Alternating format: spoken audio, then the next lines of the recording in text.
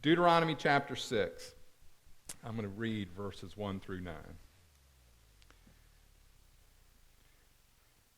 These are the commands, decrees, and laws the Lord your God directed me to teach you to observe in the land that you are crossing the Jordan to possess, so that you, your children, and their children after them may fear the Lord your God as long as you live, by keeping all his decrees and commands that I give you, and so that you may enjoy long life.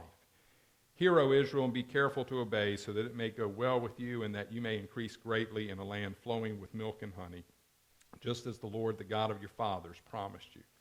Hear, O Israel, the Lord our God, the Lord is one. Love the Lord your God with all your heart, with all your soul, and with all your strength. And these commandments that I give you today are to be upon your hearts. Impress them on your children. Talk about them when you sit at home and when you walk along the road and when you lie down and when you get up. Tie them as symbols on your hands and bind them on your foreheads.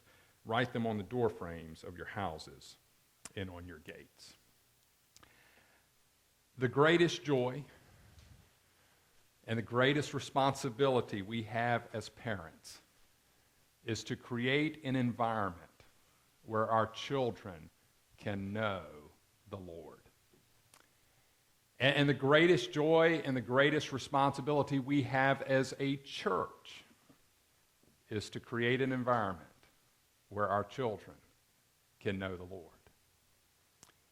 But it's also fair to say that some of the greatest anxiety and the greatest stress and the greatest regrets have happened as parents are concerned about their children and whether they know the Lord and whether they're living according to the Lord's standard. And some of the greatest regrets and greatest heartache that churches face is when so many children don't stay connected to church when they have that choice. And so I want us to think through Deuteronomy 6 within the reality of our culture, within the reality of who we are. And I want to make sure that we're including everybody in the room, and probably more importantly, everybody in the community. If we just think about Deuteronomy 6 in terms of a biological family, we're missing it by a whole lot. I want all of us to understand we have a role. Sometimes we're biological parents, and sometimes we're spiritual parents, right? We have a role in a person's life that we don't have a biological blood relationship with. So I want to make sure everybody's on the hook today, because this is an important conversation, an important part of who the church is going to be going forward. We live in a culture that is hyper-focused on children and their development. Have you noticed that? A lot of angst out there about whether our children are where they should be educationally, emotionally, spiritually, physically. You go to the doctor so you can find out where your kid rates on the scale and all those kind of things. We are hyper-focused on children. And that has resulted in us being really focused on grades. Got to get the right GPA, got to get in the right classes, get the right SATs so you can get in the right college, so you can get the right job. La-do-da-day. By the way, talk to somebody in their mid-20s and asking them how that getting that right job thing's going in our present economy. But we're hyper-focused. And so we're concerned about even what preschool they're getting into. And we're hyper-focused on sports. Go hang out at any of the local community fields, and they're great fields and great people serving there. But sometimes you would think we've got fields full of potential pro athletes out there. We're hyper-focused on sports and clubs and activities. We got to do more and more.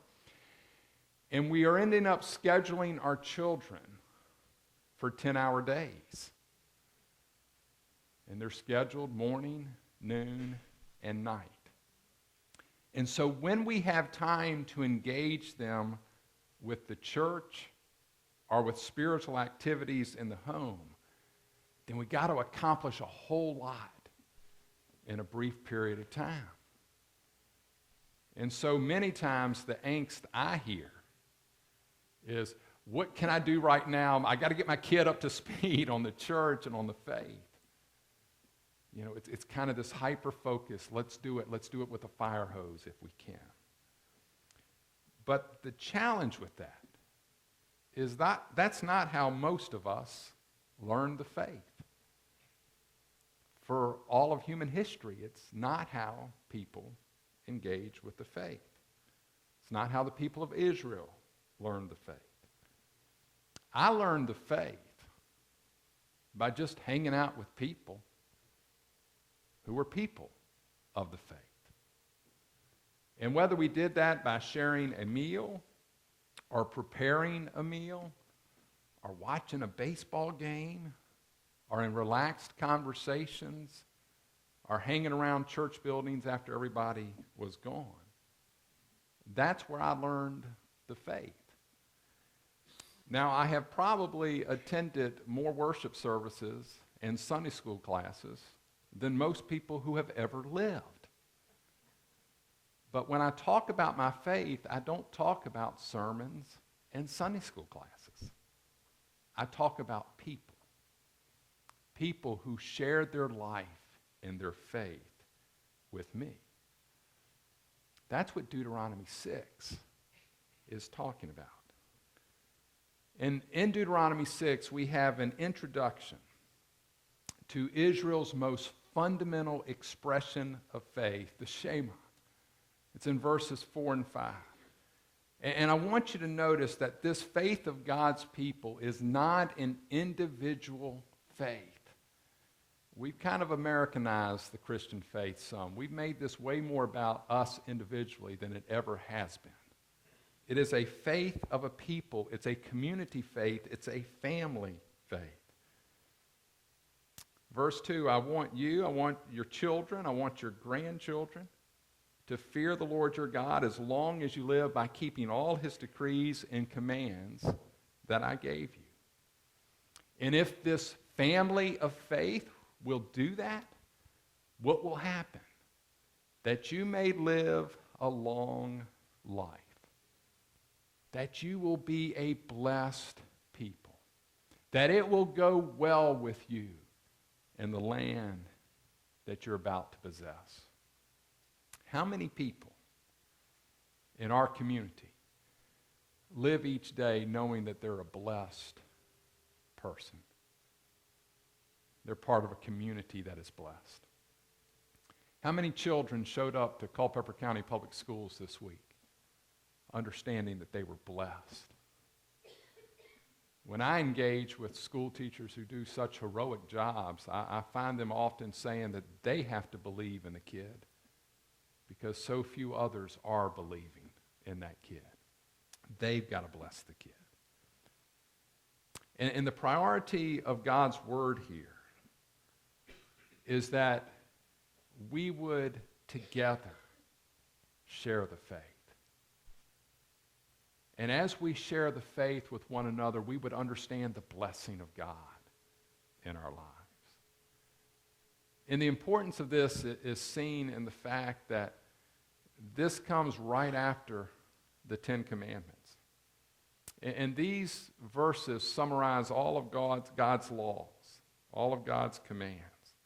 And Jesus himself said that of all the laws that the prophets had given, everything hung on this commandment. Hear, O Israel, the Lord our God, the Lord is one. Love the Lord your God with all your heart and with all your soul and with all your strength. And we are to teach that together. And that idea of loving God is distinctive to the theology of the people of Israel. That God invites them into a personal, intimate, trusting relationship with their Father. And he says in verse 7, impress them on your children. Talk about them when you sit at home and when you walk along the road and when you lie down and when you get up. It's back in the family again.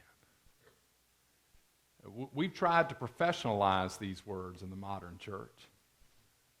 We've tried to insert youth ministers and children's ministers and big programs at the church to do those things. But what God's Word says is, as parents, as grandparents, spiritual and biological, we get to impress them on our children.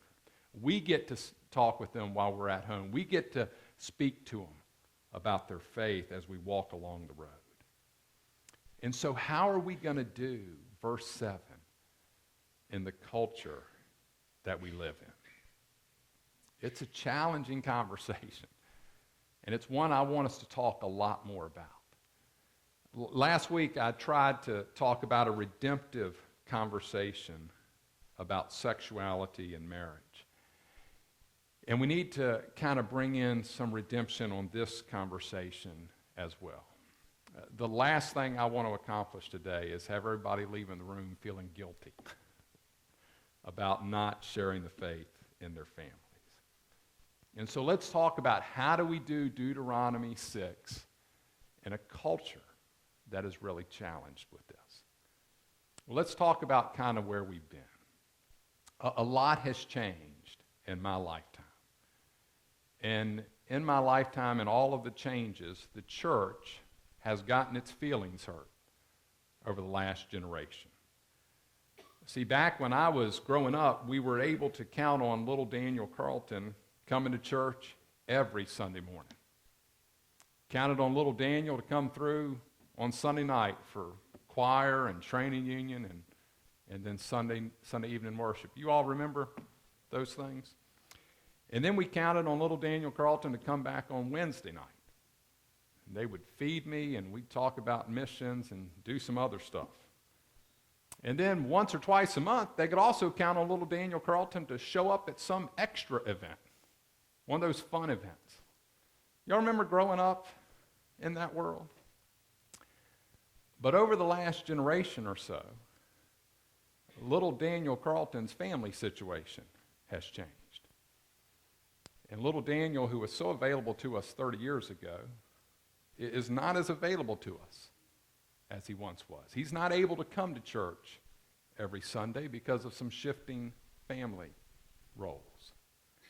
He's not able to be there every weeknight or once a week on the weeknights because he's got a sports team, he's got some club stuff, he's got other things going on. His parents are working. They're not able to get him to church every Sunday.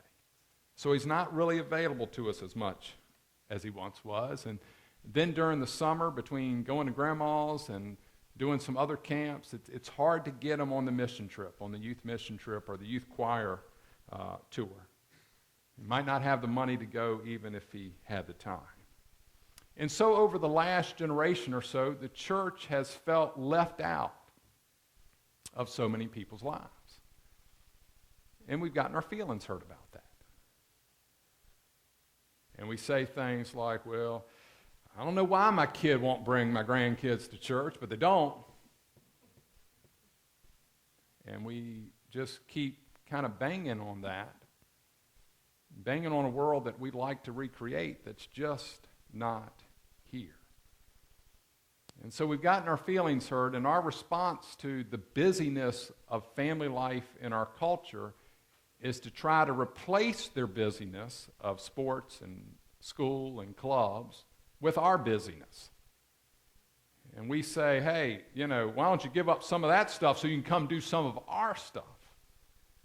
And families in our culture just continue to feel the weight of expectations of the culture around us. And friends, it just doesn't work. And it doesn't reflect Deuteronomy 6. And so in a busy, busy world, in a culture where many families depart from each other in the morning and reconnect middle of the evening, how are we going to do Deuteronomy 6? How are we going to help families connect and talk about their faith? Well, I don't know. But we've got to spend a lot more time praying and talking and thinking about this. But let me see if I can just kind of prime your thinking today. We own a tremendous church facility. It goes for days. It's bricks everywhere. You know, many families in our culture are separated from each other. And so when they come together, there's often some strain. There's often some real quick shifting in the parking lot at the Chick-fil-A or in somebody's driveway. You take them, I got them, and there's not much more than that.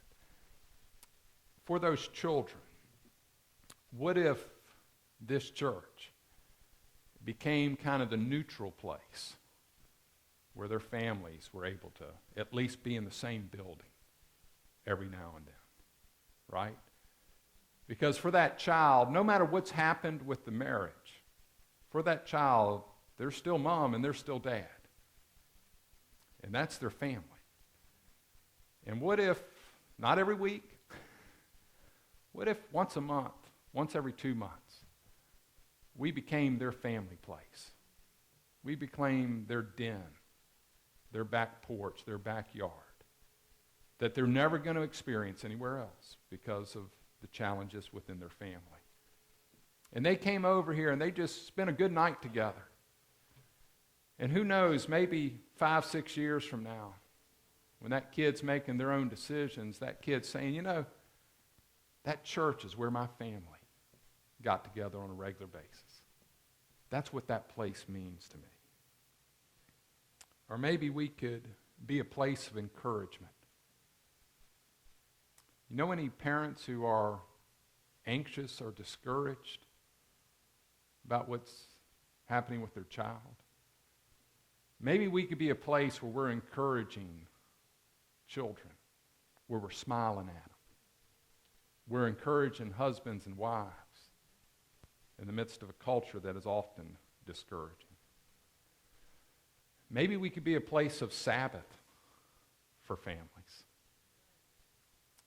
You know, that's a big part of the Bible, is that we take time to just be with God. And again, not so much be with God individually, be with God in community.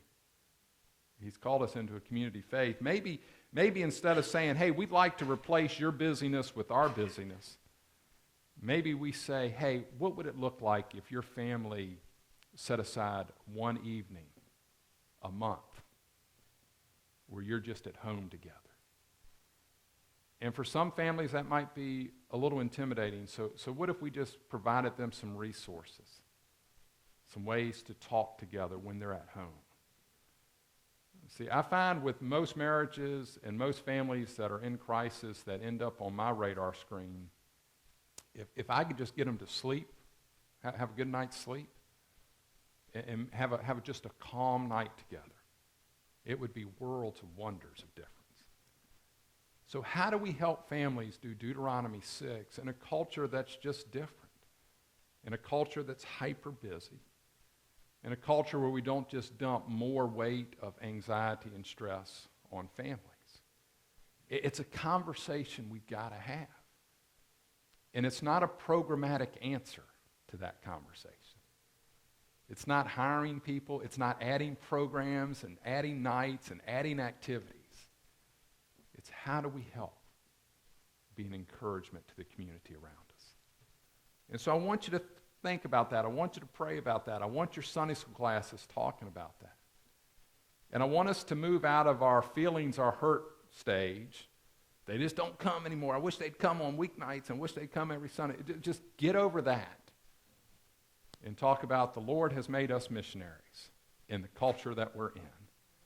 What does it look like to help families have these conversations?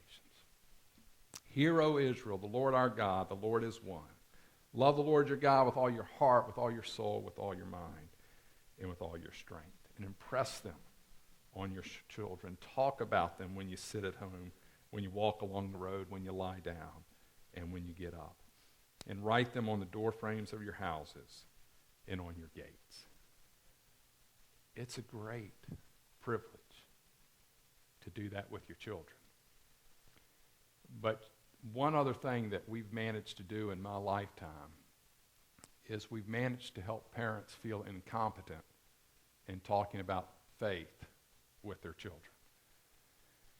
And so when their child has a Jesus moment, when their child is, thinking about why they're here in this world and what God might be doing in their life, we've almost trained our parents to say, oh no, don't you take that one.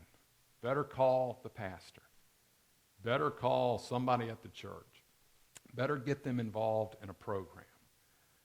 Now, I readily acknowledge my limitations in teaching math to my children, right?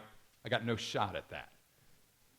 But we've got to make sure we're helping people feel good and confident again about talking about their faith with their children.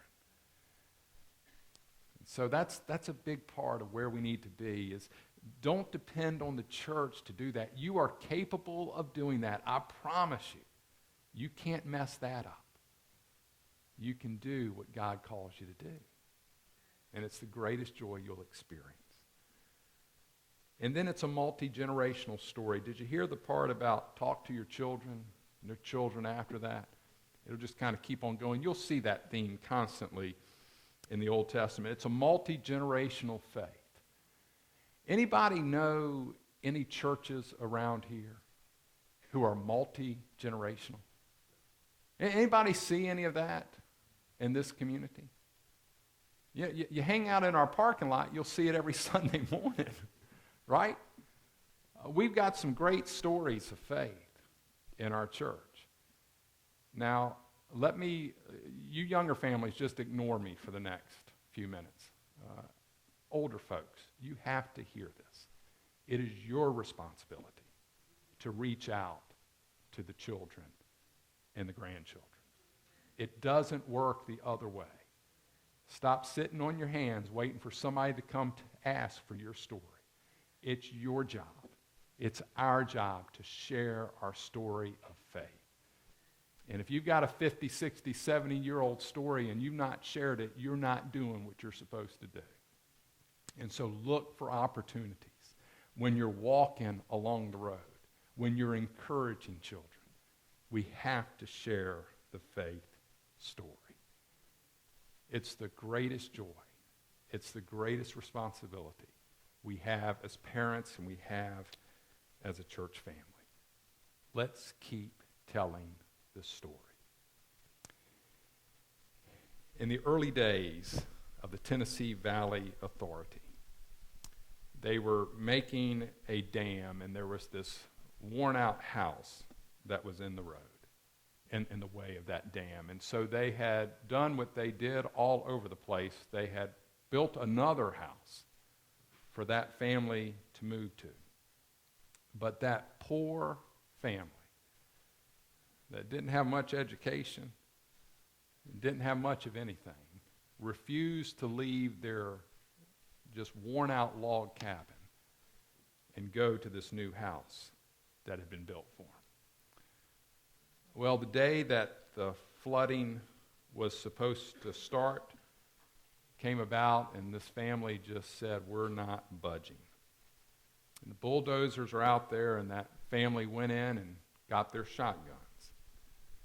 And so they finally got somebody to try one last-ditch effort to end this stalemate, to get away from what was going to be just a mess of a situation. They called a social worker in to come and talk to the family and say, what is it that we need to do? And so the social worker went in and talked to them, and they said, we're not going anywhere. Nobody can make us. We're not going no matter how many threats you people make or how run down our log cabin is. And the social worker, hearing all that, said, well, help me explain what you're saying to the people who want to build this dam. Help me explain why you won't leave this house and go to the new house. And the man said, see that fire over there? My grandpa built that fire over 100 years ago. And he never let it go out because he didn't have any matches. And it was a long way to the neighbor's house.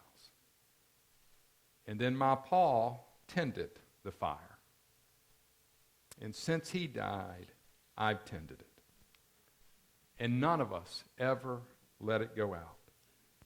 And I'm not going to move away now and let my grandpa's fire go out. Well, the social worker got an idea. She arranged for a large apple butter kettle to be delivered to the home. She explained to the family that they could scoop up the live coals from the fire and carry them over to the new home, where they could then be poured out on fresh wood.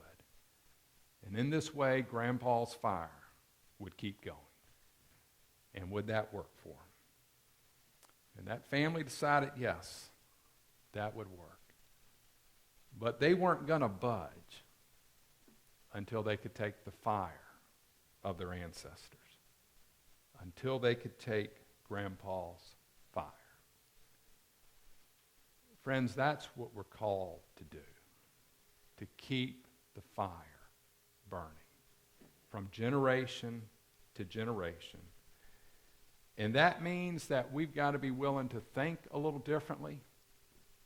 That means we've got to be willing to spend more time with families, be more accessible to them. But we want them to share the fire from generation to generation. That's what Deuteronomy 6 is about. Remember the God of great-great-grandfather Abraham, great-grandfather Isaac, grandfather Jacob. Tell the story. Tell that story. Pass down that fire to our children, both biological and spiritual. Pass down that fire. Grandpa started the fire, Dad kept it going, and I'm not going to let it go out. And I'm going to give the gift of loving God, loving the church, loving family to my children. It's the greatest joy, the greatest responsibility we have as a church family, building Deuteronomy 6 into our culture. And there are a lot of kids out there whose parents are never going to bring them to a church building. Whether it's this church building or the coolest church building in town, they're not coming. So how are we going to build Deuteronomy 6 into those kids? How are we going to be their spiritual grandparents and great-grandparents and parents? Folks, that's our role. Whatever else we do as a church, let's make sure we're doing Deuteronomy 6 in a way where children will know the story of their lives. Will you pray with me?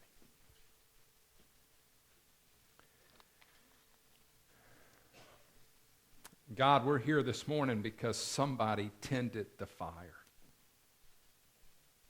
Somebody kept it going. Somebody told us the story and shared the fire with us. And Lord, so often we tend to reduce the story of that fire to what happens in worship services and Sunday school classrooms. Lord, the fire is what happens in our homes. And so, Lord, I pray that you'd encourage all of us to share the faith with our families. Lord, right now, our adversary is telling us all the ways we fail at this, telling us all the opportunities we've missed. But, Lord, we need to hear from you. We've heard enough from the adversary in our culture. We need to hear from you, reminding us that we can pray again. We can open up your word again. We can sing some fun songs again. We can share life in the backyard, on a porch, or in a living room. We can do this because you're with us. Lord, thank you for the story of our faith. Thank you for the joy of sharing it with our kids. In your name we pray. Amen.